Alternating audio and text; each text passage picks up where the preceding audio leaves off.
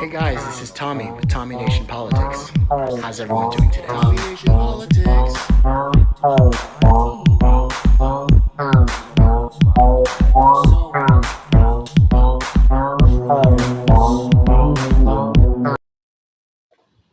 Guys, this is Tommy with Tommy Nation Politics. Like, share, subscribe this video. Be free thinking, innovative, and open-minded. Hey guys, this is Tommy with Tommy Nation Politics. How's everyone doing today? I am really grateful, Mr. President. Grateful you're in the chair, and grateful to be able to rise right now and speak. I want to say at the top that I have a tremendous love for this institution.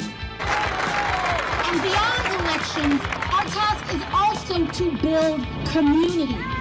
I'm talking about block associations, volunteer groups, causes around you. That is the connective.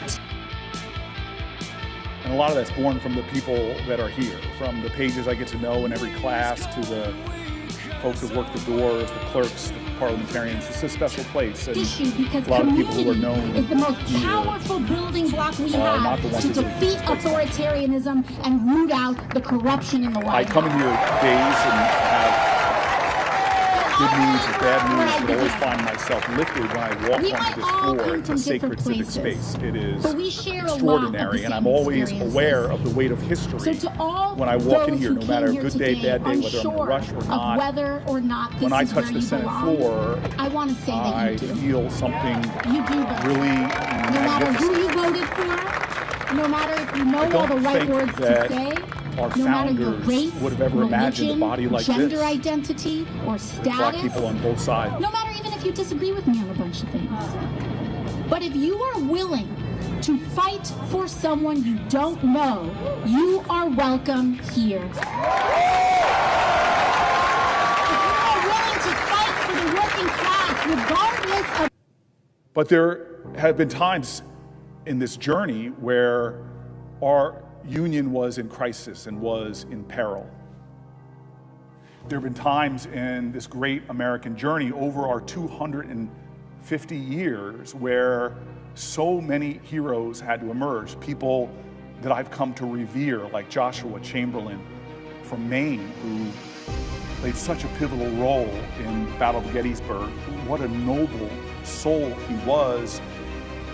He would later go on to be governor of a state and go on to great things, but his heroism lay that at a time of crisis, he stood up. I know there are veterans in this body, and I admire them so much. Welcome back and happy Friday. I forgot to mention that off the top. The 22nd Amendment to the Constitution limits American presidents, well, of course, it's the American Constitution, to 2 terms in office. Doesn't stop President Trump and those who support him, however, from suggesting a 3rd term. Should I run again? You tell me. There's your controversy right there. There's your controversy. We want Trump in 28. That's what they can't stand. A man like Trump comes along only once or twice in a country's history, right? We want Trump. I want to bring in Josh Chaffetz. He is a professor of law at Georgetown Law School. Josh, it's great to have you here. Thanks. Very briefly, give me your commentary legally on the 22nd Amendment and all this chatter, which the White House likes to describe as just sort of a joke about a 3rd Trump term. Well, it is a joke, constitutionally speaking. I mean, the text of the 22nd Amendment is incredibly clear that presidents can only run for 2 terms in office. There's just no wiggle room there. I have seen some, I won't call it scholarship, I will call it advocacy, legal analysis saying, well, that means 2 consecutive terms. And if Trump hasn't served consecutively, it's still viable.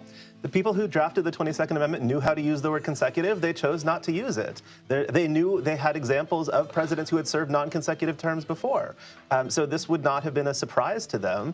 And again, they chose not to say that. They chose to say not more than 2 terms. I want to play for you something that Stephen Miller, a top advisor to President Trump, said yesterday as means of a civics lesson on the powers of the presidency. Let's play that. And the Constitution, Article 2, has a clause known as the vesting clause, and it says the executive power shall be vested in a president. I mean, these things, like, it's just common sense. it's not draconian or radical. I think it's really just saying, let's look at each of the expenditures and say, is this actually in the best interest of the people? And if it is, it's approved. If it's not, we should think about it. So, there's crazy things like just cursory examination of Social Security, and we've got people in there that are 150 years old. Now, do you know anyone who's 150? I don't. Okay. This executive order is a fundamental attack on the Constitution and on the bedrock American value. We are living in a pivotal moment in our country's history, facing unprecedented challenges. How we respond to this moment will impact not only our lives, but the lives of our kids and grandchildren, and in terms of climate change, the very health and well-being of the planet. As you heard tonight, President Trump has been very effective in creating what I would call a parallel universe for his support.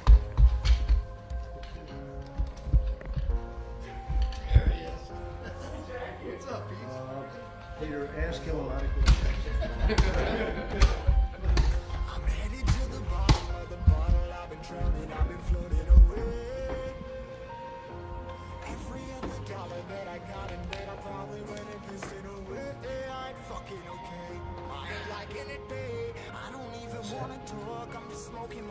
So it's an honor to have you back. A friend of mine, Kid Rock, sometimes referred to as Bob. I know him as Bob, but he's been a good friend for a long time, many years, and he's been after something that is for the good of a lot of people, including in particular the public, and having to do with ticket sales and scalping and all of the gouging that you have been reading about. It's gotten worse and worse with time. We don't want a fashion state. Protesters stood outside Portland City Hall today rallying against President Trump. The rally was organized by 5051 PDX, which represents Portland in a nationwide grassroots movement denouncing the actions of the Trump administration. Oh, this is great. I mean, this is a great start, a turnout. We need to defend this country. All these people here understand the importance of what we're trying to do here. On President's Day, the same group held their first protest at City Hall, along with groups across the nation in at least every state. Now, do a fantastic job. We have 4 years, just about, almost close to 4 years. Time is flying, but it's still close to 4 years, and we're getting a lot of credit for having done a great job in the first almost 100 days. And we have some big things we're going to be announcing over the next 2 days, and you know very well, Peter, and I think it's going to be something that's going to bring a lot of wealth back to our country, tremendous wealth back to our country, actually. And other countries are understanding it because they've been ripping us for 50 years, longer, but they've been ripping us off for years, right from the beginning. And I think this is going to be an amazing, I call it a lot of different names, but it's really, in a sense, it's a rebirth of a country, because how we could have afforded to do what we did. We help everybody, and they don't help us. I really, the term I like best probably is the liberation of America. It's the liberation of this country, because it's incredible that we have 36 trillion in debt for a reason, and that accumulates over a long period of time. So I think what you're going to be seeing over the next couple of days will be very inspiring to a lot of people. They had a lot of auto plants being built in a certain country. I don't want to mention the country because we get along great with the country, but those plants aren't being built there anymore. They gave them up today and yesterday, day before, and they're building them all now in the United States. And we have many examples, not only auto plants, chip companies from Taiwan are coming in. The biggest, Mr. Wei, he's big. I said, you are a smart guy, aren't you? I've been reading about him over the years, but he controls a large portion of the chip business, as you know. You don't get smarter. They're going to be investing $200 or $300 billion. Apple's investing $500 billion. They always built their places in China. Now he's building here. I think because of you speak to Tim Cook, because of the election, but maybe more importantly because of the tariffs. So we're going to have a town hall, and I'm going to go and stand in front of you and take your questions and try to answer them as honestly as I can.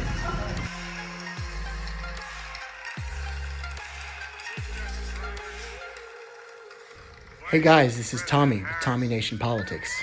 How's everyone doing today? Speaker Pelosi, Leader Schumer. Then let's do that, okay?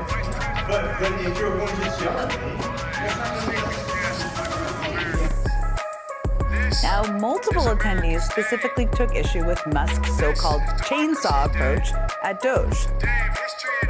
I want to say that from a conservative perspective, the approach of Doge is completely 180 degrees. They've been indiscriminate and they've taken a chainsaw to these things. Trying to do more with less. That's reasonable. What's not reasonable is taking this chainsaw approach. Why is this being jammed down the pipe so rushed and sloppily? Now, the repeated use of chainsaws does kind of make you wonder if they saw this at CPAC yesterday and thought it was as weird as we did.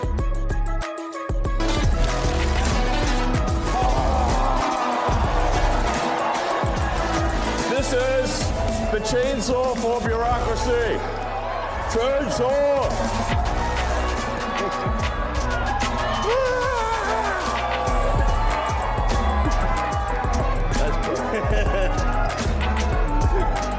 All right.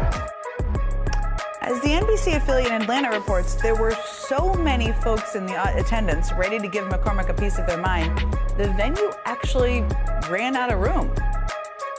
There were a couple hundred people who came out here tonight filling council chambers. Then the rest filled up overflow rooms inside City Hall. It was standing room only. Dozens of people, in fact, who showed up here on this very cold night were actually turned away because, again, there was too many people inside City Hall. Now, what happened in Roswell, Georgia, that we've just seen footage of, was the result of a combination of things: an intentional grassroots organizing effort and regular everyday folks who were just fed up with what Trump and Musk are doing. It was not an isolated incident either. I mean, just this morning, Republican Congressman Glenn Grothman of Wisconsin got an earful from his.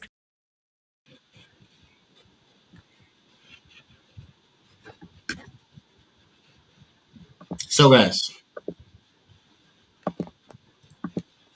am I live? Am I live on right now? Let's see again. Or do I still hear it? I'm here. Okay, cool. Yeah, I know. Sorry, guys. Hey, you're not here yet. I'm just kidding. Guys, this is Tommy with Tommy Nation Politics. I was still here in the video. It's kind of weird. That first little thing, but are y'all someone who doesn't bend to the will of the conventional wisdom? Someone who rebels, who questions authority, who doesn't just watch the mainstream media and go along with all the bandwagon mentality? If so, guys, Tommy Nation Politics is the podcast for you. And we've got free-thinking, innovative, and totally open-minded dialogue here.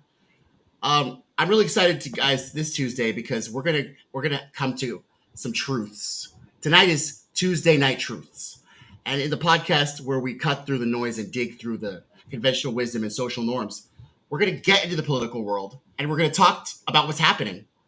And tonight, guys, April 1st, 2025. It's not. You are not a fool. I am not a fool. I don't think so, guys.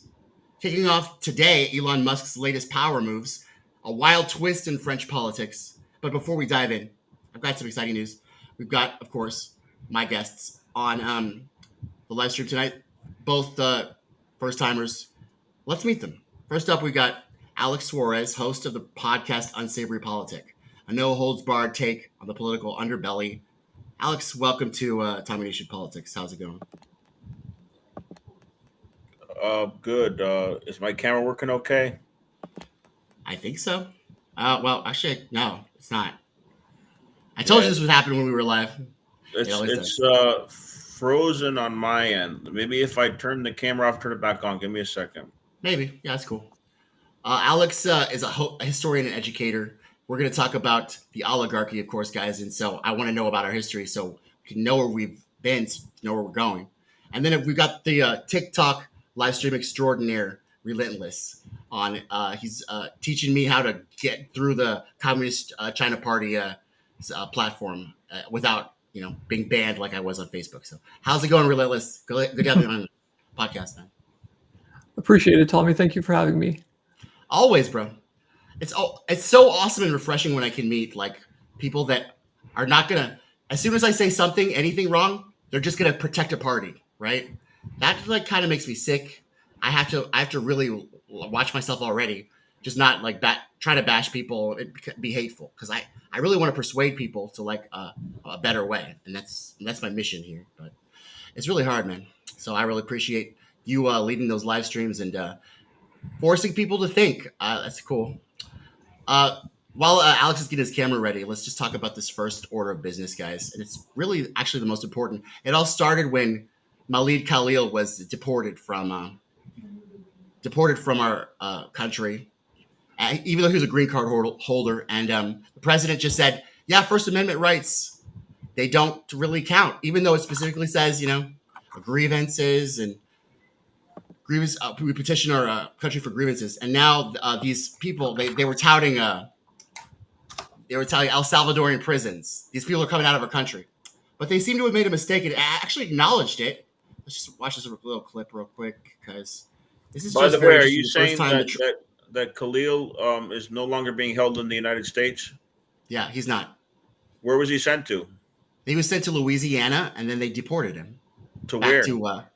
So they won't. These guys they're supposed to be transparent, right? Because of Doge and efficiency, but they won't tell us anything really.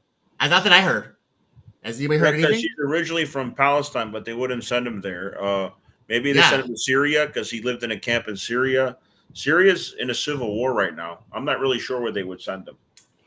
The civil war's still going on, even though Bashar al-Assad's not there? Well, what I mean is Jelani's going after Alawites and Christians and other groups, and so there's ongoing conflict there. Would it be safe to send him there? Is it funny? So we'll see what we call happens. ourselves a Christian nation, bro. Bashar al-Assad was protecting Christians. You're correct. We overthrew him anyway. Yes. I guess we're such a Christian nation. But guys, check this out. Check out the apology from Trump, even though it didn't come from him, just indirectly. Check this out, guys. Quick update, a story mentioned earlier about a Maryland man the Trump administration has admitted was wrongfully sent to that prison in El Salvador, that notorious prison in El Salvador.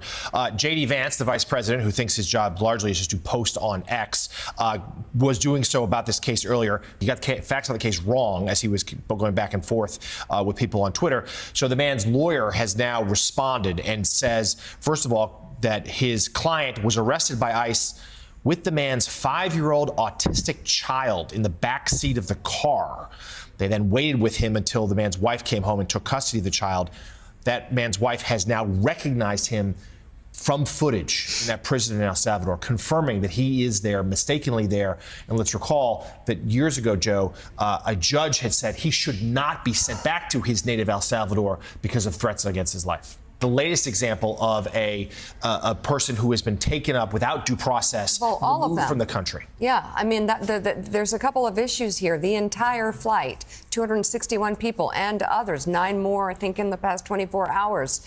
There are judges who have tried to turn the flight around. They have said this does not work. You've got to come back. And there's no outcome so far for all of these people who did not get due process. And of course, again, at the same time, it can be true. You can agree that people who have committed crimes and who are members of these gangs should not be in this country. Right. And what's striking about this is the Trump administration has admitted this man should not have been sent there, but claims they can't get him back. Okay, and we think likely they can, right? We certainly, there's no reason why they got a wouldn't very good relationship with the president of El Salvador. Trump tweets about it all the time. You'd think a phone call could resolve this. They haven't done it yet.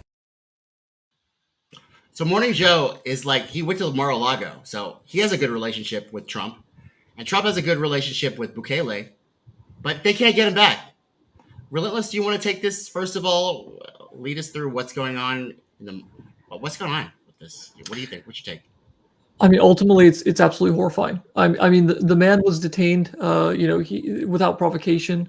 The fact that he is, in fact, a U.S. citizen and that he is being held, extrajudicially, and if I were in Trump's shoes, I would be scrambling to get this man home. I'd be profusely apologizing, not just to him, but all American citizens. Wouldn't that let out the game though that it's coming for us too? Like, if you apologize too profusely, people are going to start to realize, don't you think, Alex and Relentless, that it's going to start happening to us, and we should probably watch out for it because he's done it once. Well, I want to maintain accuracy. I just finished searching in regards to the Khalil case. Yes. And the latest on his case is that the judge in New Jersey said that he needs to be returned from Louisiana to New Jersey, that Louisiana doesn't have jurisdiction, which would be good news for him because Louisiana tends to be anti-immigrant. So as far as I know, he hasn't been removed from the United States. I haven't seen any news of that. But we don't know, though. Okay. You're right about that. We don't know, but we don't know, right? So, and Trump is literally he's ignoring court rulings and he's sending people there and saying he can't. I think most of the people that Trump and a judge just blocked him from sending 600,000 Venezuelans to El Salvador. Yes. But most of the people that Trump's sending to El Salvador, to the concentration camp in El Salvador, they have prisons there in terrible conditions. It's like Guantanamo. But most of them are Venezuelans, and there's no evidence in many cases that the Venezuelans are affiliated with any gangs. Now, I am very familiar with Venezuela. I have a lot of American background. I'm fluent in Spanish. I was a regional election observer in Venezuela in 2021, just so you know. And the news coming out of there, Maria Machado, who's head of the opposition in Venezuela, she's U.S. backed. She's a full-on fascist. As a matter of fact, she, just like Trump, wanted to move her country's embassy to Jerusalem to show support for the Zionists. But that's nice. Yeah, Machado recently came out and said she supports Bukele's holding of her own citizens, which is no surprise because she's in favor of sanctions and a U.S. invasion of her own country. While Maduro is advocating for the release of the people in El Salvador and is insisting that they're not, or the majority are not affiliated with any gangs. Okay. So what about Tren de Aragua? What about that? Most of these are people that have, just in case, most of them are people that left Venezuela for economic reasons, mainly because of U.S. imposed sanctions on the country, that were sent back to Venezuela via El Salvador until they can be processed. Some of them were gotten out of El Salvador, sent to Honduras, which is a country allied with Venezuela, so then to go back to their own country. But what was the last thing you asked me? Well, I'm just I don't remember, but I will read this. So you were talking about the federal judge blocked the Trump administration from sharply curtailing the immigration. Quote, the administration is trying to strip the legal protections known as temporary protected status from 350,000 Venezuelan nationals on April 7th. A change that could allow the government to deport many of them to a country that is in the throes of humanitarian crisis. Humanitarian crisis, what's going on in Venezuela right now? Well, I'll put it this way. What you're telling us about? Yeah. I'll put it this way. I was a embassy protector. I wrote a book about it, of the Venezuelan embassy in D.C. in 2019 when they tried to have a fascist takeover with the leader of the opposition then, who was Guaido. Right.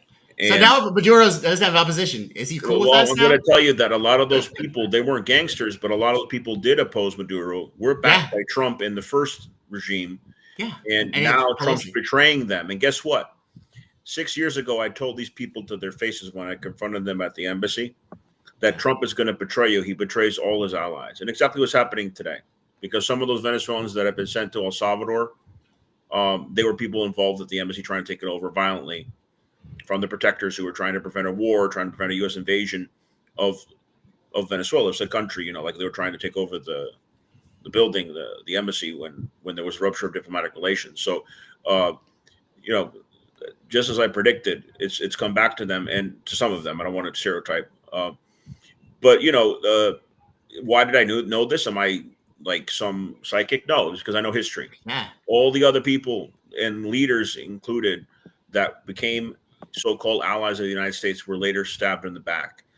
Even Noriega of Panama was the U.S.'s guy before they invaded Panama and captured him and brought him to Miami. Saddam Hussein was the U.S.'s guy. Even Bin Laden, he was on the front page of the New York Times as the hero against the Russians. So these are all allies, so-called allies of the United States that were later became enemies. And even Henry Kissinger, who at times said the truth, the war criminal Henry Kissinger, right, who was part of the war criminal. He's still alive because evil never dies. Well, Kissinger had said once that I don't want to misquote him. Let me think. Something about being allies. I don't think Joe Biden's going to die either. Yeah, he said the U.S. has no allies. It only has interests. So once the imperial interests of the United States changes, those people are no longer allies. I'm so glad you brought that up, Alex. I'm so glad you brought that up. I want to segue. And by the way, Relentless, this is not like TikTok with the, you can just jump in whenever you like, just so you know. Just jump in. I appreciate that. You interrupt me if you want, because I talk a lot. And but it's just so funny, guys. Guess what, guys? Guess what else is over? And guess who else is on the outs? Just like Ashraf Ghani in Afghanistan, with a helicopter full of money, and Saddam Hussein dead, Gaddafi dead.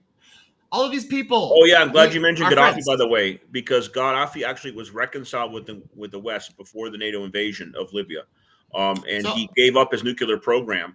And when he gave up his nuclear program and started doing business with the West, that facilitated the invasion of Libya. So he almost became like an ally. And then what happened later? They went in and they invaded Libya and they had him tortured and killed. So that's another example. Yeah. So I think if Zelensky is paying any kind of attention to history, like you said. Oh, Zelensky is going to be exiled. He's a dead man. He's a dead man. Zelensky's coming here to Florida soon. He's going to be exiled to Miami. That's no doubt. He's going to be with Marco That's Rubio. where Guaido Marco lives Rubio's now. boyfriend. Is that what you're saying? The former. You found Marco Rubio boyfriend finally. Oh my God! Thank you. The former head of the Venezuelan opposition, Guaido, lives in Miami now. He was offered a position at a college down there. So that's what ends up happening now. They don't usually, have them killed. What they do is they just put them on a CIA plane to the United States after what they've done to destroy their country by selling out to the West. So, I mean, we like to arm, but we like to arm people because we're capitalists, right? So we like to arm rebels to overthrow their elected leaders, because that way we can sell weapons and kill the opposition at the same time. You see how that's cost effective? And I don't support everything that has to do with Putin, but certainly there was a huge threat against the Russians provoked by NATO. These extremist groups, the Azov Battalion, the neo-Nazi groups, they themselves called themselves neo-Nazis. Yes. And Zelensky wasn't doing enough to round those people up. As a matter of fact, he was going along with provoking Russia, and that ultimately resulted in the invasion of Ukraine. We and know now about the Donbass. Zelensky's resenting selling out to the West, because now I despise Trump. I'm a leftist, but now that Trump is not as friendly with Zelensky, we put it that way, he's really regretting it, and he's probably going to end up on a plane and sent to Florida. So Zelensky's really, problem. Go ahead. Yeah, it really boggles my mind, because what you just said, Tommy, and the caption that you just put up, I would call it meme-worthy, right? Because it's completely backwards, right? It's antithetical to what's actually happening. And so the irony is that if we look at the Yanukovych coup, right, the one in which he was ousted, we look at the Zelensky, you can call it regime, and one would consider that to be a form of rebellion, right? So you would think that the U.S. would be jumping at the chance to help them, to arm them, to back them, especially because we have a vested interest. In fact, we have since 1997 to keep the Ukraine sovereign.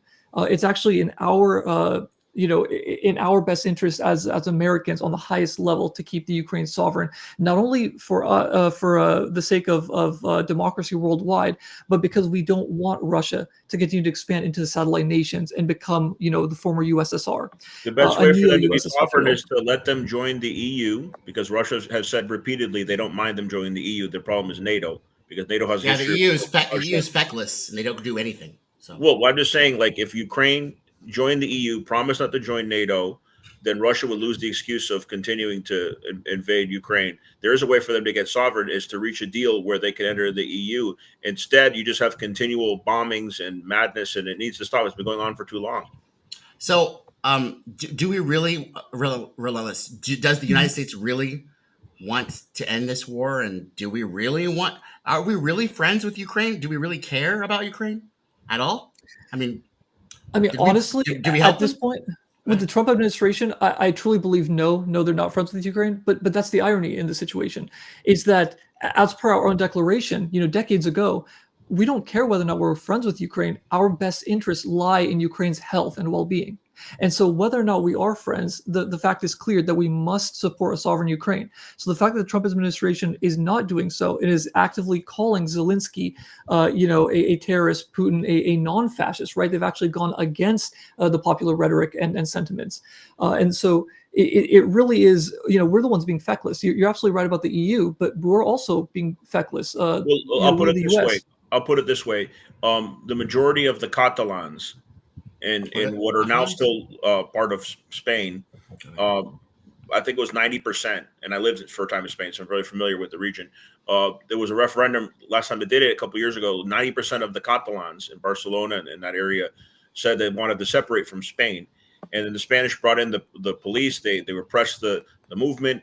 They shut it down, and they forced them to remain part of Spain.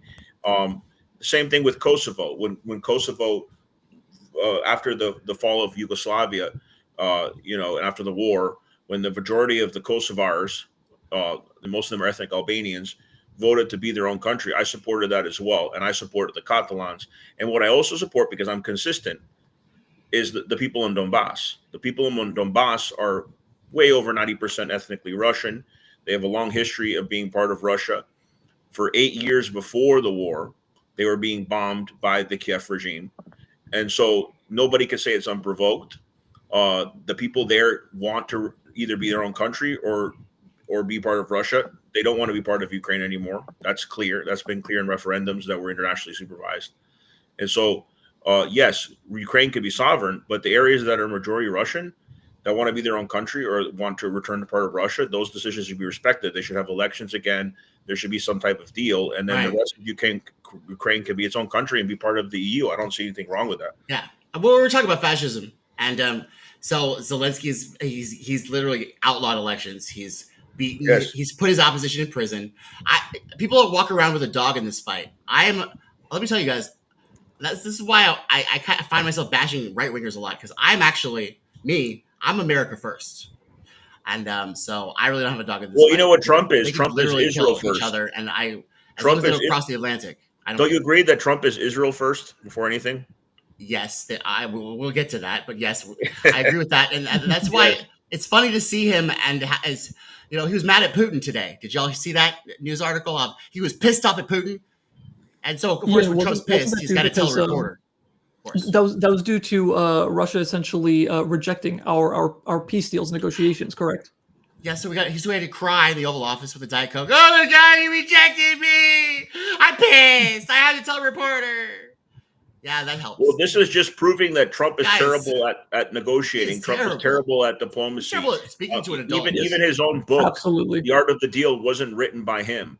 So I know. this myth that Trump was somehow this great diplomatic figure that was going to bring world peace is bullshit. And look what's going on in Gaza. Is Israelis are encroaching there again. The deal in Ukraine is not being fulfilled. It's sad, but at the same time, eggs are still fucking representative of Trump's leadership, right? Yeah, and let me say this: Trump is one of the least eloquent and articulate individuals that I've ever had the displeasure hear speaking English. It's absolutely deplorable. Every time the man opens his mouth, he's not an orator, he's not a wordsmith, he's an absolute imbecile. I mean, his own professor at Wharton, if I'm not mistaken. They're laughing at him. Yeah, they're laughing at him. They're all laughing at him. He makes emphasis not cool anymore. I want to start a slogan calling it "Make emphasis cool again," because yeah, he repeats himself, but the way he repeats himself is not intellectual. It's stupid. He makes emphasis not cool anymore, unfortunately, because I love to emphasize, but obviously not the way Trump does. But Biden was terrible at diplomacy as well. Don't get me wrong. But Trump, this myth that he was going to come in because he's a business guy, he was going to be a great negotiator. I mean, that's been proven bullshit already. Yes, it has. But yeah. So, but guys, we can't just keep bashing Trump. And by the way, guys, everybody on the chat, it's live right now. If you guys want to get on the chat, let us know what you think about all of these questions that we're asking each other. Really appreciate y'all's free-thinking, innovative, and open-minded input. So let us know. The chat is open. And yeah, so all of these things. And by the way, guys, there's also, the deal making is going wrong, but also his party is not happy as well. I mean, y'all saw the pre-video, but here's just a little more of the town hall rallies in Republican states. These are Republican states. I just want to let you guys know. So before I start this, because literally his approval rating, we'll start with that first. Then we'll go to that. All right, looking at our brand new NBC News poll, let's see how President Trump stacks up with his opponents, with the opposition party, the Democrats. So we see the approval rating, the job approval rating for Trump here, a couple months into his term, is 47%. It's higher, the disapproval rating, at 51%. So you see numbers like that. Now, for Trump, 47% is actually pretty high compared to how he's polled in the past, but that still leaves an awful lot of voters who disapprove. And so you would look at that and you would say, well, the Democrats, the opposition party, that's huge political opportunity for them. Or is it? Because take a look at what we found here when we asked about attitudes towards the two political parties. Now, most voters don't like either one of them. You can see Republicans, it was 39 positive, 49 negative.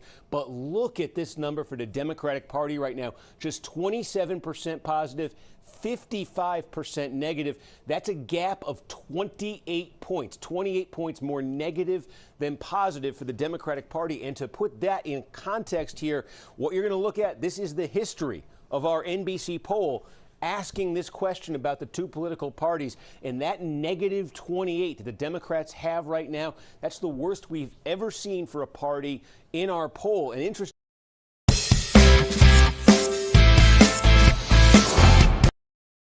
At one point, they had her shirt almost entirely off. Her undergarments were exposed. It was a terrifying situation that I never thought that I would witness at a public political event, a town hall. Get up or be arrested. Sheriff Bob Norris trying to lift Teresa Borenpol out of the chair after she refused. You see Sheriff Norris talk to the security guards. Is he a deputy? He's our deputy. That's when Borenpol fought being removed. Security guards eventually get her to the ground. She was then dragged out of the auditorium. She had to wait hours in the emergency room. She still is sore and has, scratches and bruises and everything that you would expect from what she went through. But how did we get to this point? There was several people that were interrupting, but Ms. Borenpol was the most vocal of them.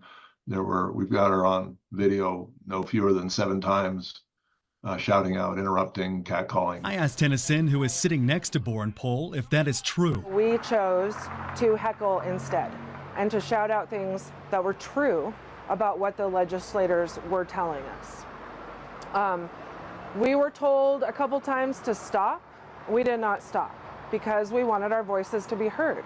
We weren't completely disrupting to the point where they couldn't speak. Tennyson says they wanted their voices heard because she says the KCRCC picks and chooses the questions for the legislators. Regan says otherwise. We go to audience questions, which are written out on 3x5 cards and then selected randomly and given to the master of ceremonies. Police say Borenpol bit one of the security guards as they were trying to remove her. She was cited for battery, but that charge was rescinded after the prosecutor obtained more evidence. In the video, you can hear Borenpol ask the security guards who they are. They had no marks on them showing that they were security. Which, according to City Code 532, they must. In fact, police say the security company Lear Asset Management's business license was revoked because of it. Were the security guards hired by the KCRCC or the high school? They were volunteer. They were just following orders, guys. Just to remind everybody, the First Amendment says, Congress shall make no law respecting an establishment of religion or prohibiting the free exercise thereof, or abridging the freedom of speech, or of the press, or of the right of the people to peaceably assemble and to petition the government for a redress of grievances. That was the First Amendment. So I guess they were volunteer Gestapo, huh? I don't know. Do they know about the First Amendment if they were in any kind of authority position? Anyways, I wanted to make a brief comment about the so-called voter mandate that Trump has. You can still hear me okay? Alex, you're going to say something. Hello? Yeah. So, you hear me? Yes, we can hear you. Okay, yeah, so I just wanted to make a brief comment about the so-called voter mandate that Trump has. So there was actually less people that voted in 2024 for Trump than in 2020. What made the difference was 15 million people did not vote that usually votes Democrat. And of that 50 million, there was other figures of people, who voted third party, but there was a lot of abstaining of the vote. And a lot of it was because the left, talking about the real left, were upset with the Democratic leadership being in favor of genocide. And they were told this. They were told this by Arab Americans in Michigan, like, we are not going to vote for you. They didn't believe them. No, they don't believe us. And this is what happens. People end up voting for Jill Steiner. They don't turn up to vote. And so it wasn't that he has this huge voter mandate. He got so many more votes. He actually got less votes in 2020. It's that all those millions of people didn't show up for those Democrats anymore. Relentless, what do you think about the Democrats? You never talk about them, so I really want to know what you think. Go ahead. So I am a leftist. I'm actually quite a progressive individual. However, the Democrats, as you said earlier, I'll use your word, feckless, right? They may be tigers, or at least they were, way in the past. But right now, they're clawless and toothless. All they've essentially done is, at the very most, threatened. And of course, the current Republican Party, right? Those MAGA, the supporters, as well as those who basically bend the knee and kiss the ring on the Republican side, they're more than willing to just kind of go with the flow and therefore completely ignore any and all, let's say, non-physical action taken by the Republican Party, or I'm sorry, the Democratic Party. So, they just see them as kind of, how do I say, just the average peaceful protester. Like there's absolutely no threat to them or the establishment. And so they just completely ignore them, just walk past like they're not there. Right. Yeah. So I learned in 2016, that they hate us. They hate us Bernie bros personally. They want us to die. And they think that if Bernie was president, then there would be hangings. There would be hangings in the town square. That's what is his name? The Irish guy on MSNBC. He was Chris Matthews. Chris Matthews said in 2016, if Bernie Sanders becomes president, there will be hangings in town square, because he was trying to call Bernie like a. And I was in Philly. I was in Philly in 2016 at the DNC. Saw hundreds of thousands of people protesting. They were completely ignored by the media, of course, by the LIVESTREAM, I call them. But you had so many people turn out. They weren't turning up, necessarily as delegates or to vote in the DNC. They were turning up to protest what was revealed by WikiLeaks, that they rigged it against Bernie. You had Green Party people, you had progressives, you had socialists. I was there, and there was an outrage, and they almost tore down the gates. They were so pissed at the DNC, and it was amazing. Like, all these cameras turned away and ignored that and made the story something else. But we're on the verge of revolution in 2016, because they were so pissed how they rigged it against Bernie. And a lot of people ended up supporting Jill Stein as a result. That was her second run. She's run 3 times now for president. And of course, she was funded by the Russians, according to Hillary Clinton. Because the Russians are literally behind every Democratic failure. They're the boogeyman. They're the convenient scapegoat in those situations. They want to make it. And Bernie Sanders. Right. Bernie Sanders is too. And WikiLeaks has exposed right-wingers as well. WikiLeaks did not just expose Hillary. They're for transparency in general. And so... Yeah. Well, listen, WikiLeaks got it from the Democratic Party. So I saw these things. I saw exactly what you're talking about. I saw WikiLeaks get it from Hillary and the Democratic Party after they spoiled it for her inauguration day. Well, it could have been Seth Rich for all we know. He died in mysterious circumstances. It's clear to me that Relentless says we're leftists, right? Mm-hmm. When this party is that feckless and they're not left at all. They literally have all the votes, and they don't even pass minimum wage. Remember that? The last president to pass federal minimum wage was actually a Republican. They're liars, and they're not really left. It was George W. Bush was the last. I'm onto their little game. So the little game was fun, and it really vexed me, man. It vexed me for a bit. But now I realize that they're lying. They're not left. They're our enemies. And guess what, Chris Matthews? Bernie Sanders wouldn't have hung you in the town square. But when I become president, you will be hung in the town square, because the New Deal that you had back in the 40s, that was your last chance, just so you guys know. Your last chance, guys, was the New Deal. The New Deal wasn't for us. It was for you. It was for the robber barons and the elites. Next time, we didn't hang you guys back then. But this time, the New Deal, who's going to make another New Deal for you? Y'all better cherish this New Deal that FDR had for you, because it wasn't for us. It was for you. We were coming to your houses. Okay? Remember that? Yes. Can you hear me? I'm sorry, guys. I had to go off there. Oh, it's okay. You can hear me. Elon Musk doesn't realize this. He just came from South Africa. I'm just not sure if my audio is working. Is my audio working okay? It is. It's working good. Okay. Yeah. What I was saying, the last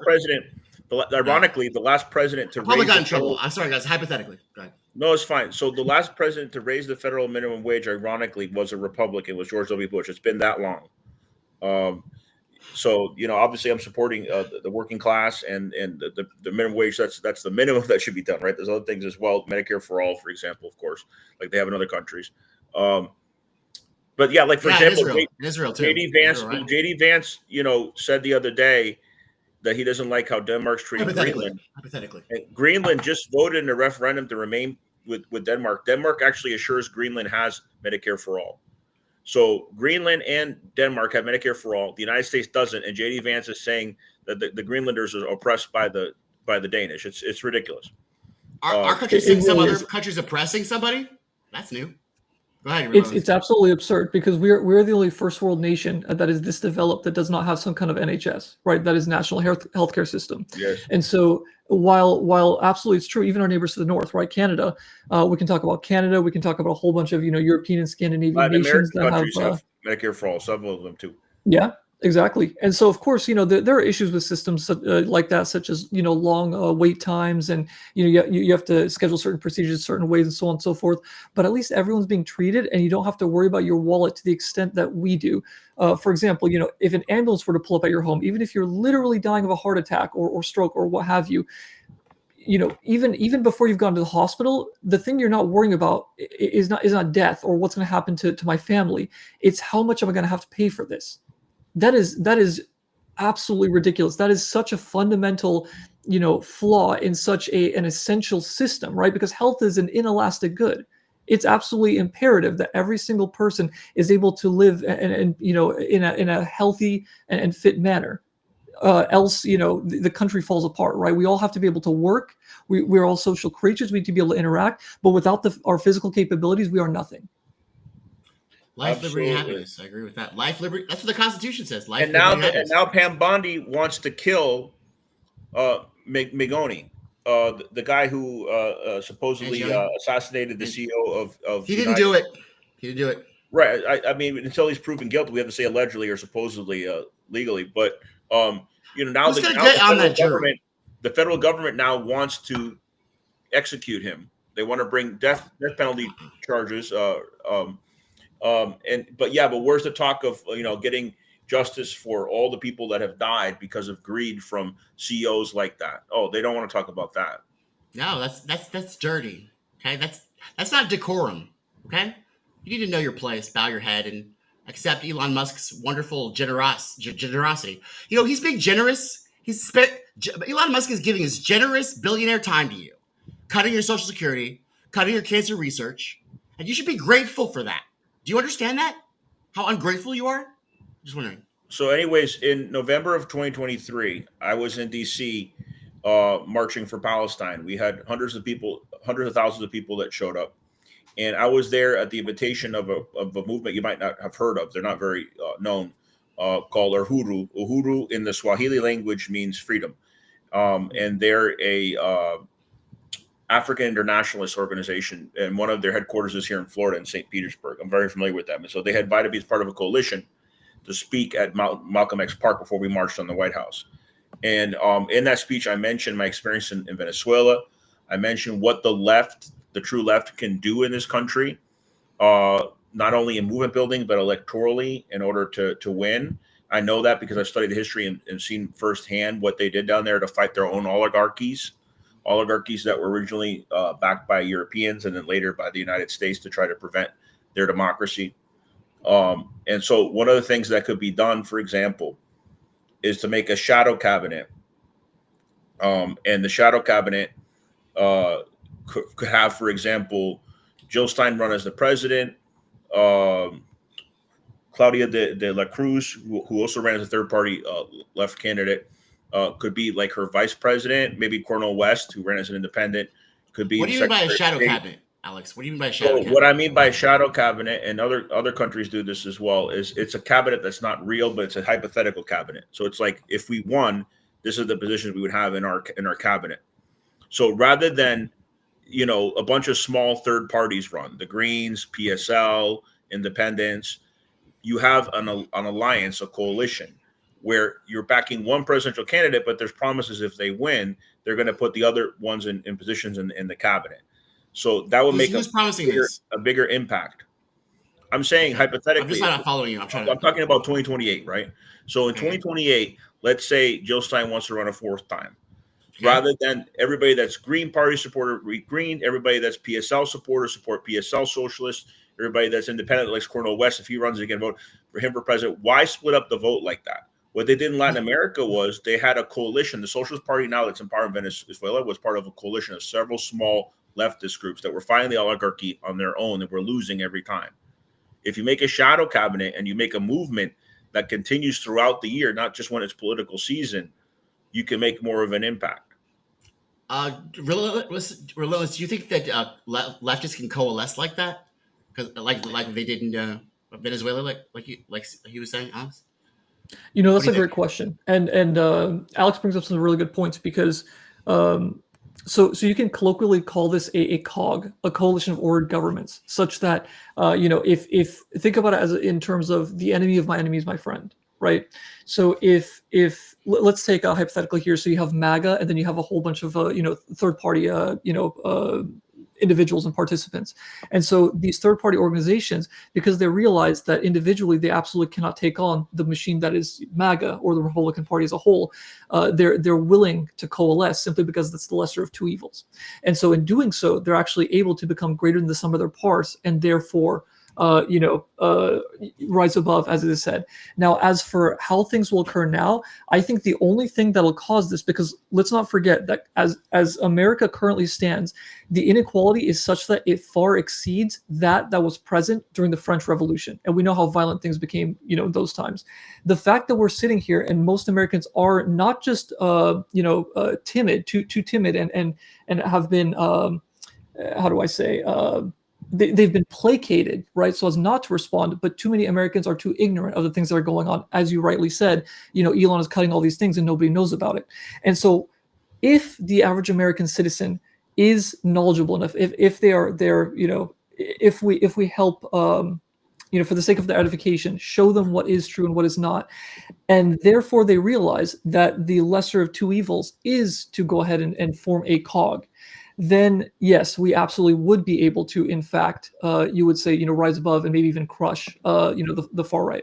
But I think also we're at the brink of a collapse. Like, people are ready to rebel. The thing is, they don't have the leadership to inspire them from the left to rebel. I'll give you a good example. I love to study the enemy.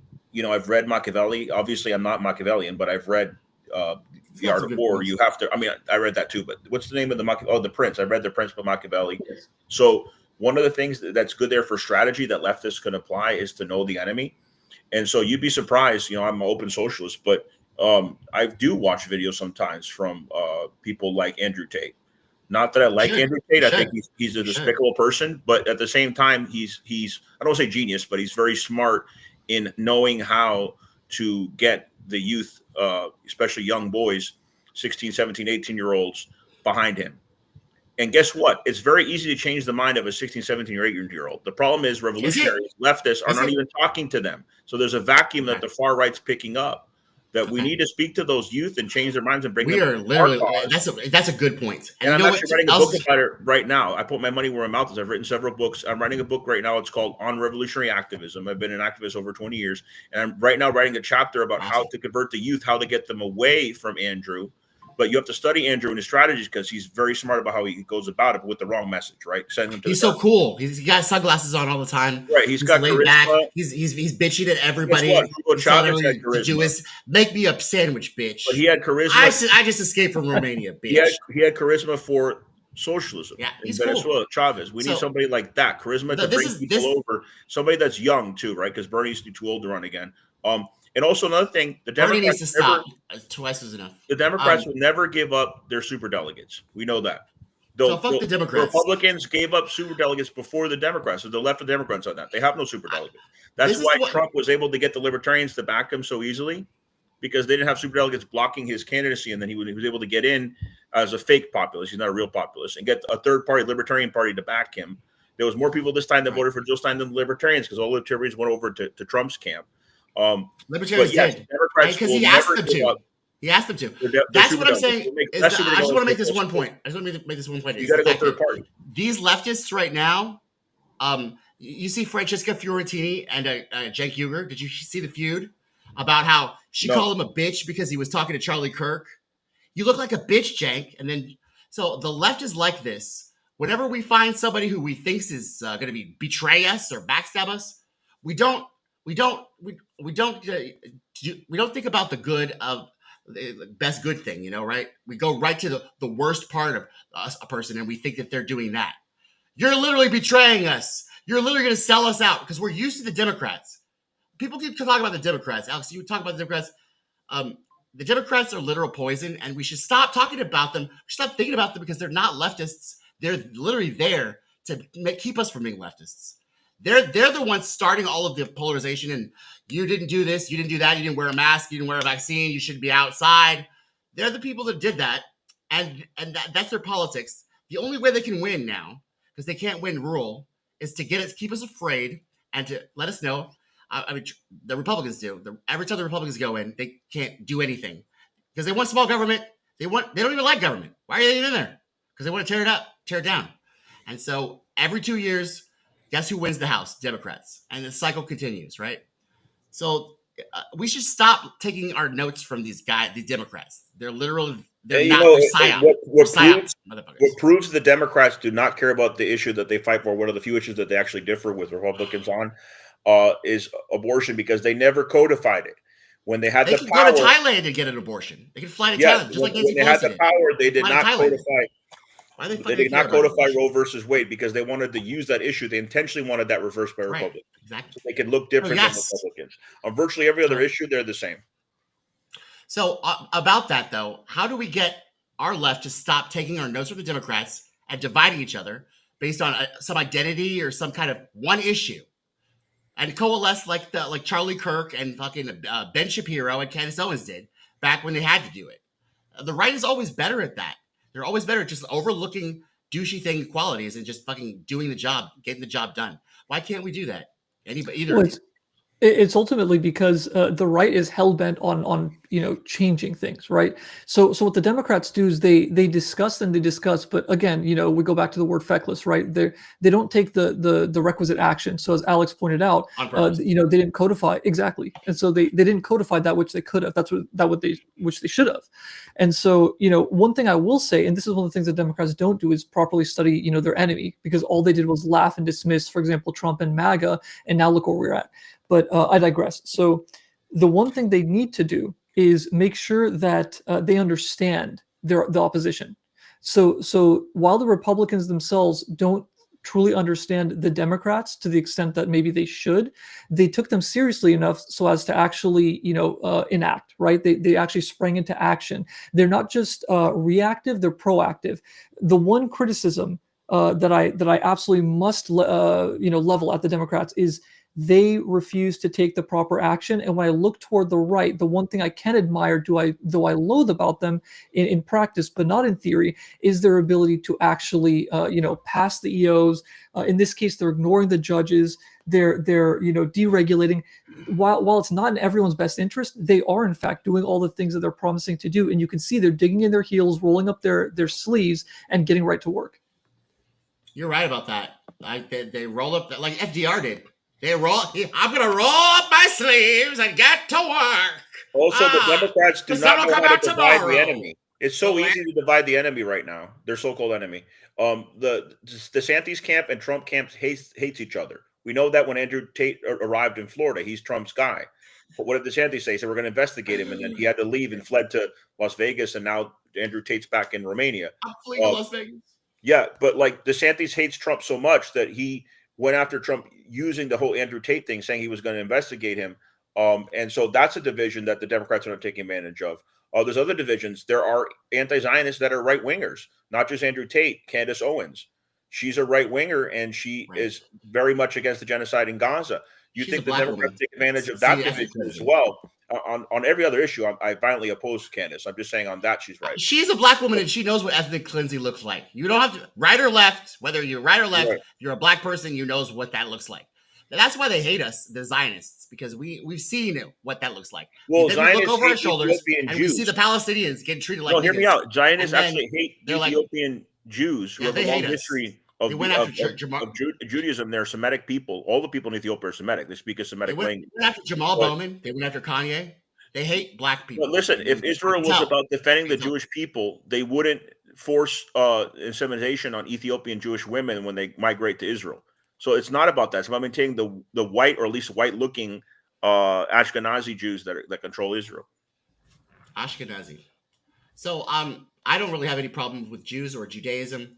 I respect it, and although in the Bible they did this all the time, they went from Jericho to Philistine, and they killed everybody. So you guys should, if you read the Bible, you see a whole bunch of genocides. Oh, this is the land of milk and honey. Let's kill the Amorites. Let's kill the Hittites. Let's kill everyone in the fucking. Well, so, there was a term for literally that. what they do. And Hitler did that, or something. And, it's just sad that they're proving Hitler right. Well, Netanyahu said he wanted to make it like, I don't know if I'm using the right term, Amalek or something. Yeah. And Amalek was a part of the Torah where they decimated even the crops and the animals, like they did a complete genocide of a people. And Netanyahu said, we want to do this to Gaza. So people are saying they're not using their religion to justify it. Is. I don't think Zionism is real Judaism. It's a political movement. But yes, they're using the religion and parts of the religion to justify killing off people. And there's violence you see in all the scriptures. But Christians do it here too. I was on Relentless live stream. They were talking about how this is a Judeo-Christian country and should be ruled by God. I'm like, yeah, good luck with that. It's never going to happen because of our Constitution, and I'm so happy because you guys literally. The reason for that is because the founding fathers understand that to have freedom of religion, you need freedom from religion. Exactly. And so this country was built secular for a reason, despite the founding fathers themselves being, if not theists, certainly deists. And so it really boggles my mind when I hear, for example, Christian nationalists, as I believe, it was white Christian nationalists who came up onto, my panel who were wanting to talk about this being a Judeo-Christian country.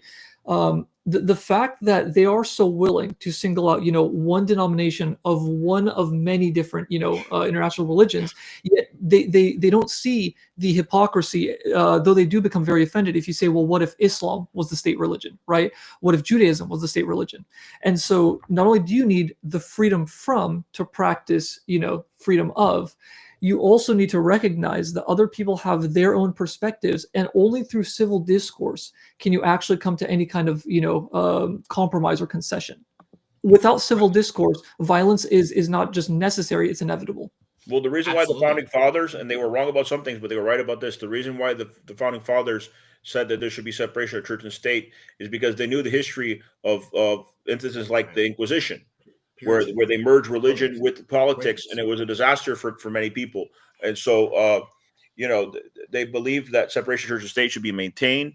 But this myth that, that we're a Judeo-Christian society, not only that, the evangelical Christians who make up the majority of Zionists in the world are anti-Semitic because they believe there's only going to be about like 400 Jews that 144,000, and the rest 4,000. Okay, there's only going to be 4,000 Jews in the world that convert and go to heaven with them. It's a number that has to be divided by 7 because 7 is their number. Right, and so the rest of the Jews in the world are going to burn in hell.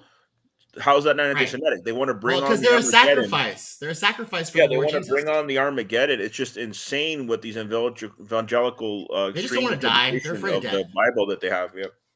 When they get down to it, guys, they're really just afraid. That's why they don't want immigrants here. They don't know what it's funny to hear them especially when they don't know you're listening. They're like, we don't want them here. Like they're different people. Like they're not our brothers. It's like the Latino neighbors across the street like you and eat the same food. They shop at Walmart just like you. Oh my God, we don't them here. Like they're just so afraid of everything, and that's why they have to have a God. Also, why do you think? And like, why do you think there's so many states?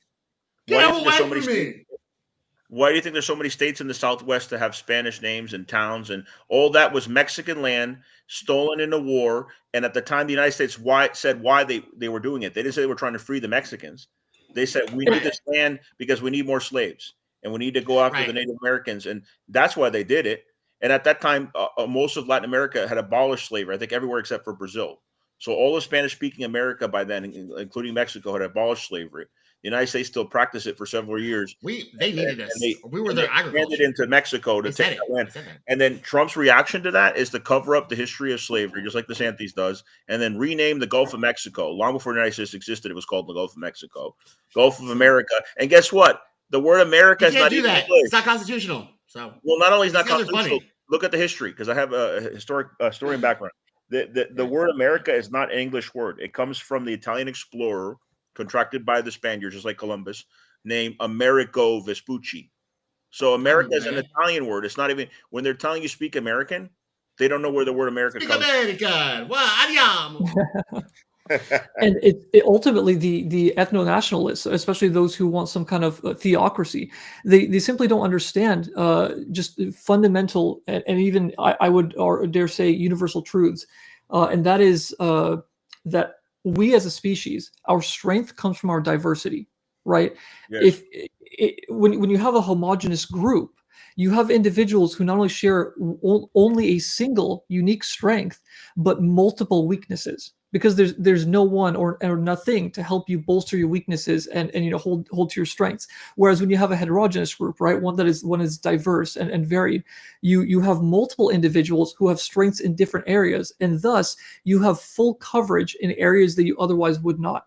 And so when you have people of different races, ethnicities, cultures, just backgrounds and walks of life, these things are not just they're not just the spice of life, right? They don't just make life interesting. They are desirable. They are preferable.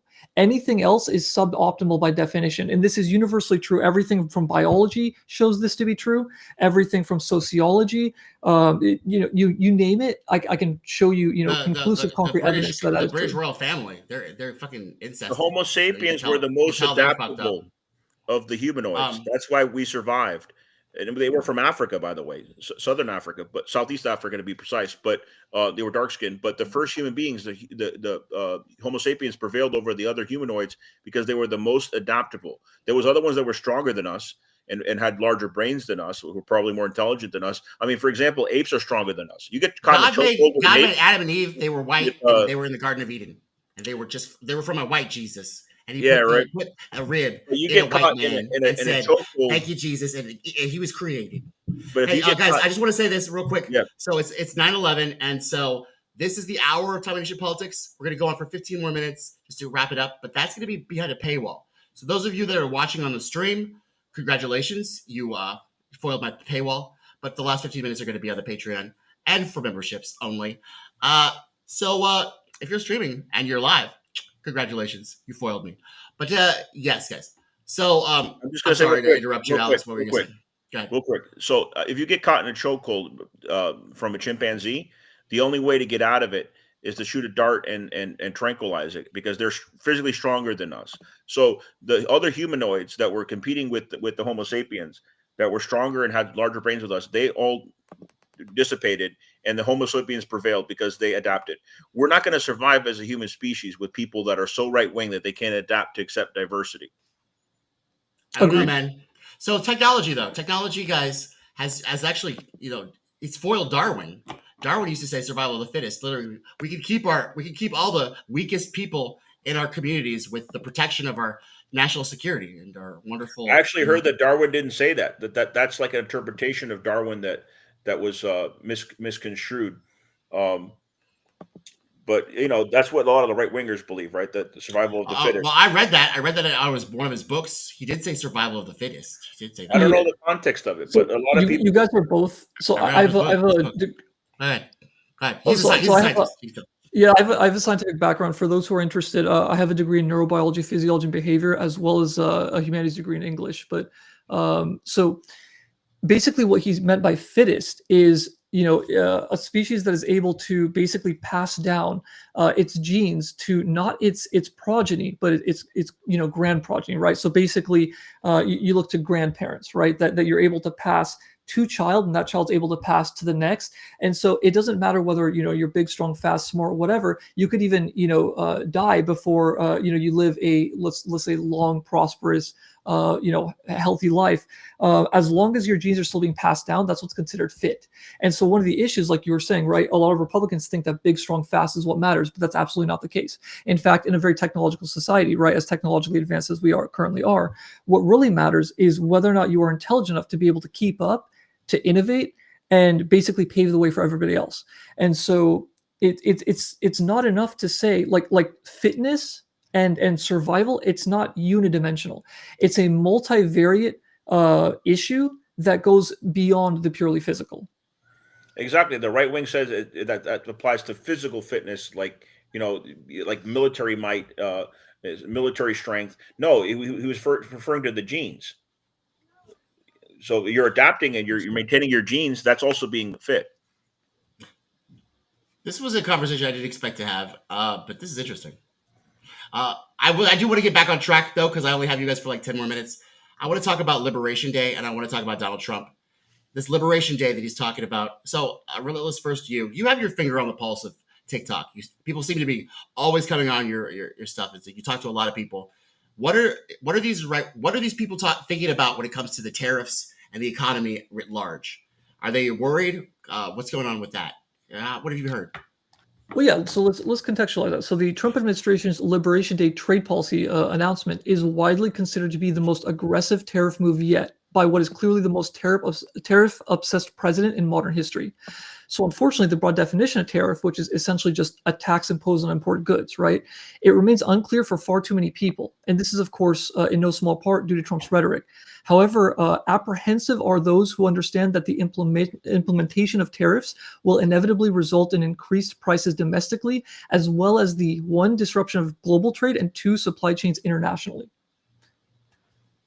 Well, Speaker Mike Johnson's all in. He said that just the other day, saying, quote, trust the president's gut on this. And his first term, I don't know if y'all remember, but they did a trade war before. And did it work out? I don't remember because COVID. So I don't know. How the last term work out when he did the trade wars? He was doing tariffs last term, right?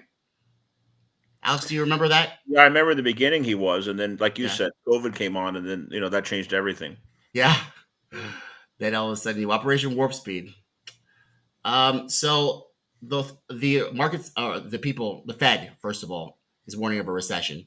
Then Forbes came out and said, we're warning of a recession. And then Fox News came out, and then they started just crying on television. Oh my God, the global market. And so Laura Ingraham, she's not happy about these tariffs. So how do you guys predict this goes? Because his own party is literally, Mike Johnson's a cuck. He's a cuck. We're gonna trust the president's gut, okay? I'm gonna suck his dick right after this. So I gotta go feather him up for Stormy. But like the other Republicans, they see these town halls, right? They see this. So what do you think is gonna happen? Like really, I'm very interested. They're already getting attacked with their town halls. How do you think this is gonna work?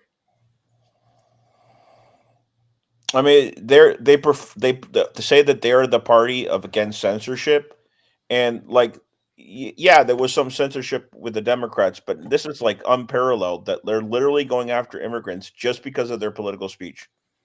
They're going after permanent legal residents like Khalil, whose wife is 8 months pregnant. Actually, I think she's had the baby already. She's 9 months pregnant. And she's an American citizen. So, obviously, if he wasn't one of the guys involved with negotiating between the student protesters at Columbia and the authorities, they wouldn't have went after him. But because he has an Arab background, because of his political beliefs, they're going after him. And they were saying they were the party against censorship. So this is just a blatant hypocrisy, especially when they're suppressing voices in the town hall. But what about the thing that's going to really hit the pocketbooks of the people in the town halls that are really going to cause an inevitable Democratic House win in the midterms? What do you think about these tariffs? Are they going to cause long-term damage, short-term damage? How do you think people in the country are going to? I think Trump is only threatening to use the tariffs. He's not actually implementing them. I think he's trying to use it as a negotiation strategy, and it's not working. You don't think Liberation Day is going to happen then? Because it's supposed to be on the 7th. He says it goes into effect. I have to look into it more. Okay. But so far, he's just been talking big and then withdrawing from his threats, including against Latin American countries, against Panama, whatnot. So a lot of this threats, he thinks it's good negotiating skills. It's not. It's just making people more pissed at the United States.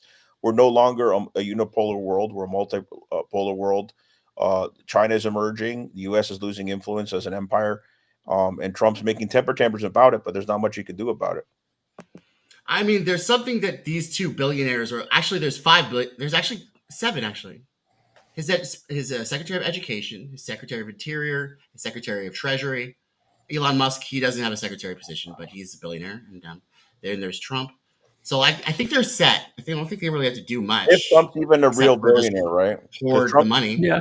Trump could just be embellishing how rich he actually is, but yeah. I believe that's true because he literally he bankrupted casinos. This guy is just stupid. He's a stupid idiot. And anybody, how could you even bankrupt a casino? He inherited wealth. Bankrupt a fucking casino. Yeah, he must be stupid as fuck. He inherited wealth from 2 generations back. The house always wins. So a lot of what he had was inherited as well. So like that's why he's bowing to Elon Musk for sure, because Elon Musk is definitely the alpha. And so Elon I thought by their rules of who has a bigger checkbook, Elon is the president. Elon's the president. What Elon does is he buys up companies and then takes credit for the inventions they already made.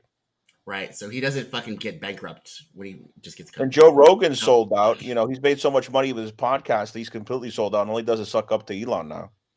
So that's a weird thing. I just don't understand, though.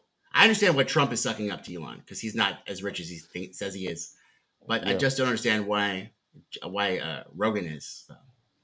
Does he really think that this guy's smart? Onto his head, brother. You know, when you got that much power in a podcast, it starts going to your head. It starts corrupting you. That's pretty much what's happened with Rogan, no? Do you think so? Yeah, I thought weed could have protected you from the corruption, bro. That's why I smoked. I think what it is it's a combination of because of course Republicans, just historically speaking, have been on the side of millionaires and billionaires, right, with tax cuts, for the 1% and what have you, deregulation, so on and so forth.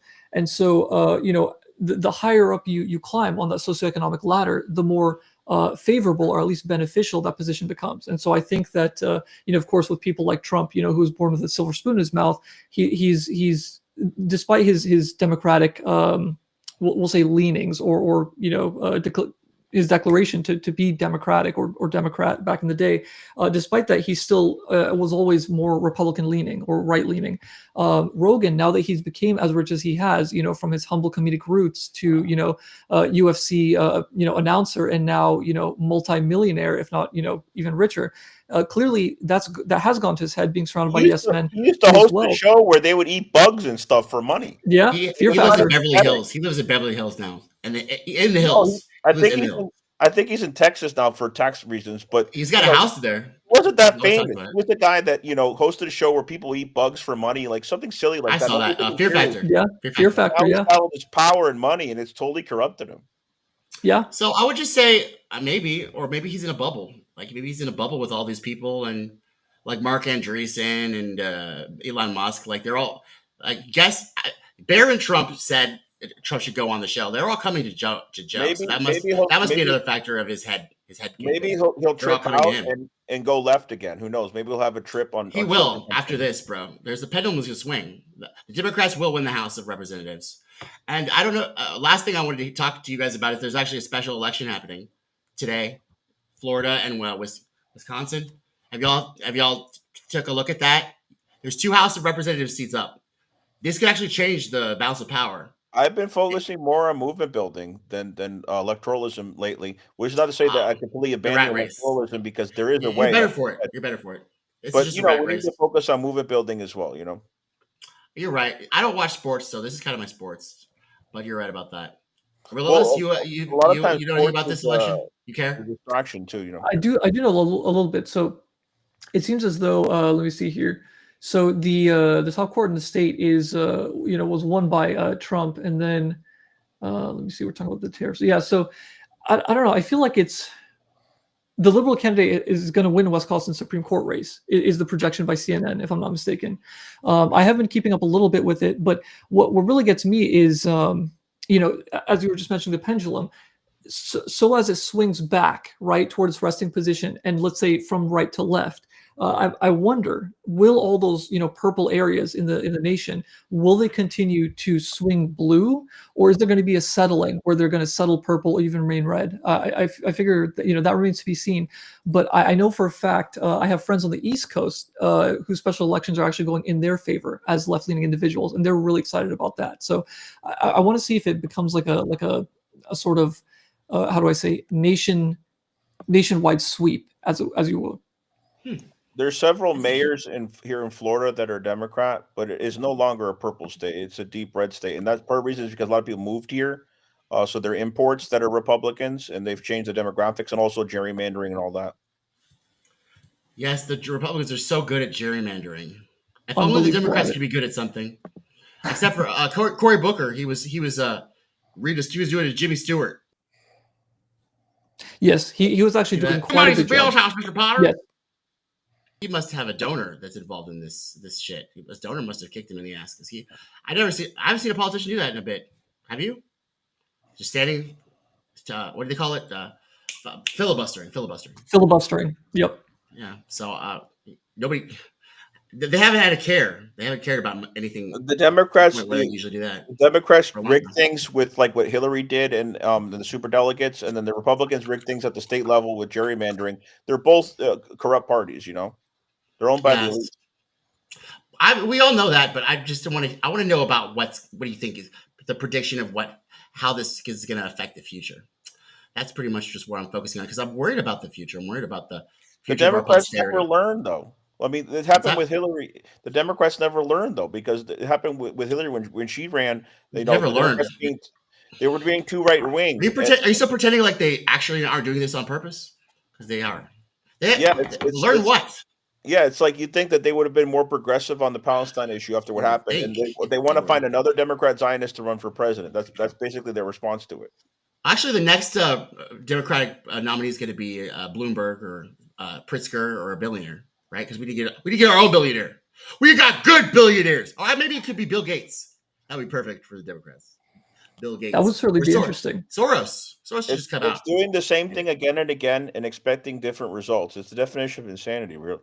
So I'm just trying to say that they're not insane. This is exactly what they want. It might be by design. They want to lose. They love to lose the Republicans. Yeah, they can't because then Republicans can just go ahead and pass tax cuts for all of their donors. And that they don't have to be caught dead having to vote on that. You know that? The Republicans are the best excuse the Democrats ever have of not doing it. You remember when Biden? Oh God damn! If we were only there, we would pass the tax cuts. You remember when Biden had the tax cuts permanent? I'm Obama. Remember when Biden had the MAGA hat on, and he wouldn't take it off? And this was after he withdrew when Kamala was running. I mean, this is the guy who said he doesn't want children in a racial jungle. But you know, and he was the author of the crime bill that the Clintons passed. But it's like he wanted Trump to win. Maybe that's the only explanation. They want to lose. Ultimately, the fundamental flaw in the system currently is. Yeah. Go ahead, Roland. Oh no, yeah. The fundamental flaw in the system as it currently exists is, this is a plutocracy, right? An aristocracy, and so even a necrocracy, right? Because we have, just completely demented, like 80-something-year-olds, running around who are completely disconnected, not just from the nation but from reality itself. And so, we do need a complete overhaul, right? That even in, during the creation of America, yes, we had very powerful, influential, wealthy men, white men who were running the country, but it was significantly more accessible to reach, seats of power then than it is now. We need a complete reform of the system, right? And so, I just think we need some tar. Sam Adams and Hancock, they used to have this little fun with their politicians. Their first Congress, they would come to their houses if they didn't like something they did with tar and feathers on their horses with lanterns, and then they would hang them from the Tree of Liberty. And those guys, they seem to be doing the will of the American people back then. I don't know, man. Maybe we should just use some old-fashioned techniques, get these people to represent their will. I mean, I don't know. I didn't say that. French Revolution. I mean, I'm just observing, but again, like if things keep going the way they are, and the chasm continues to deepen and widen, there is inevitably going to be violence. I hope it doesn't get to that point. I don't think that there's any other option because these guys, they don't care. They made it clear. The Mangione thing. If one of us doesn't get on the jury, we'll know for a fact. Because if I was on the jury, these people would never go home. It would be a mistrial. Walk free. I would never let it. You think that I would give a shit about literally living in that courthouse? I don't care. I would literally hold up every single verdict till everybody had to. Yeah. So all it takes is one of us. Remember what one of us is not on the jury. They've already told us that this is violence. They've already been doing violence. Well, remember what JFK said about it. They've already been doing violence, man. Let's just be real about it. They've already started the violence. One of my favorite JFK quotes is he said, "Those who make peaceful revolution impossible make violent revolution inevitable." Yes. Exactly. So, I mean, that's the problem. And the reality is that, guys, we got to be free thinking, innovative, open minded, and we've got to talk about the truth because this is Tuesday night truths with Tommy Nation Politics. And so these were my guests, guys. Alex, where can people find you on X? I was about to say, my show is on Roku TV now. So if you subscribe to Connect Hub and you look up Unsavory Politique, that's the show that I co-host with Jamar. You can see our episodes. We interviewed somebody recently who afterwards went on Piers Morgan's show, Kiriakou, who was a CIA whistleblower. So we try to get interesting guests like that on there. So. Have you got Kiriakou? He's very interesting. I met him in DC once, and he was able to come on the show recently. That's a hero. Just like Edward Snowden, I want him on my show. They'll never catch him. Well, Kiriakou's friends with Snowden, but I don't know if you could have him get in touch with him. That would be fascinating. I would love to talk to Snowden, bro. Because they when you talk to them, can they say things at all? Because these intelligence people, they're very bitter about shit. Well, he's not CIA anymore, right? Because Kiriakou was in jail if you for talk like about a year. him, if you talk about him, then they're the mob. Yeah. Well, they work about with any stuff like that. Well, it's funny because Michael Francis, who was literally a captain in the mob, like high up in the Capo regime, admitted that the mob worked with the CIA at least on 3 occasions. That's been declassified. Of course. They worked with the CIA in World War II in helping them get into Sicily to fight Mussolini. Mussolini was a big enemy of the mob. They worked with them. What was the other 2 occasions? Well, they say even with JFK, the assassination, but before that too. I don't remember what Ben Shapiro told me. Ben Shapiro told me it was Israel. Fidel Castro. The mob was employed by the CIA to assassinate Fidel Castro. So they've worked together. Ben Shapiro told me it was Israel. I don't know. I'll have to fact check that. But yeah, you're right. Mossad didn't like JFK. Mossad didn't like JFK either. They could have been involved. I mean, they share intelligence with the CIA. He wanted to make them register as foreign agents, and they were like, "No, Yeah, we're and he actually going wanted to them- infiltrate your country, and we're going to make your presidents do our bidding and be traitors." He wanted them to get up their I know. nuclear program too, because JFK Bible did not told want to see a nuclear Israel. So he had enemies within Israel. That's for sure. Relentless, where can people find you, and all that? Yeah, so any individual who's interested in following me can catch me on TikTok. So my main account is relentless_VGTA, or they can contact me on Discord. You could see that it's just uppercase relentless and then underscore capital VGTA. And of course, please don't hesitate to reach out to me with any questions, comments, and/or concerns. I have no problem speaking with anyone about anything. That's what we need, guys. We need free thinking, innovative, totally open-minded discourse. And this was the Tommy Nation Politics Tuesday podcast. Catch us every Tuesday, 8 p.m. Central Standard Time. Be free thinking, innovative, totally open-minded. Tommy Nation.